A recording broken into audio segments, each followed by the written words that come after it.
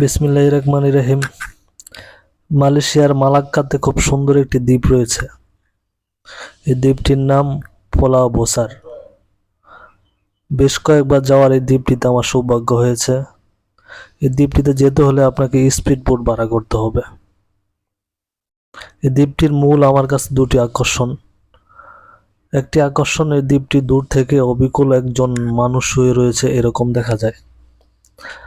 আর সবচেয়ে বড় আকর্ষণ হলো এই দ্বীপটিতে হযরত মুহাম্মদ সাল্লাল্লাহু আলাইহি সাল্লামের 18তম বংশধর সুলতান আরিফিনের কবর রয়েছে। সুলতান আরিফিন আল সাইদ বাগদাদে 867 হিজরতে 17 রবিউল আউয়াল জন্মগ্রহণ করেন। ওনার পিতার নাম আস-সাইদ আব্দুল কাদির এবং মাতার নাম আস-সাইদা ফাতেমা। তিনি ইসলাম ধর্মের প্রচারের একজন গুরুত্বপূর্ণ প্রচারক ছিলেন।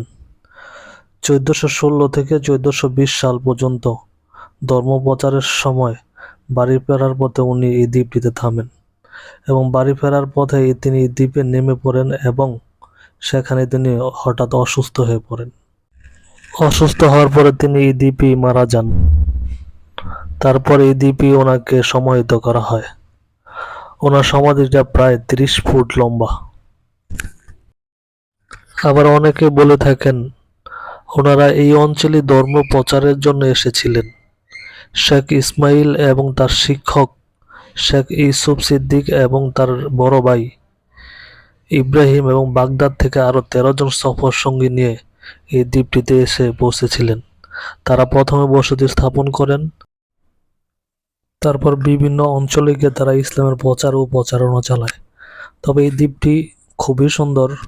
ভিতরে মোটরসাইকেল ভাড়া পাওয়া যায় এবং ভিতরে রিসোর্টও আছে। যারা এই দ্বীপে ঘুরতে আসবেন তারা পর্যাপ্ত সময় নিয়ে আসবেন। জায়গাটি খুবই সুন্দর। আর যারা এই জায়গায় ঘুরতে আসে সবাই সকাল 10টার মধ্যে উপস্থিত থাকে, কারণ বিকেল 5টার পর এই জায়গা থেকে সব ধরনের যান চলাচল বন্ধ হয়ে যায়।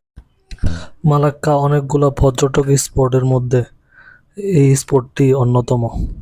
তবে কোভিড মহামারীর আগে এই জায়গার মধ্যে পর্যটকদের উপচে পড়া ভিড় ছিল।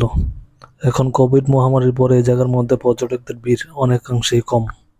যারা এই জায়গায় ঘুরতে আসবেন হাতে পর্যাপ্ত পরিমাণ সময় নিয়ে আসবেন, তাহলে মন খুলে এই জায়গায় ঘুরে আসতে পারবেন।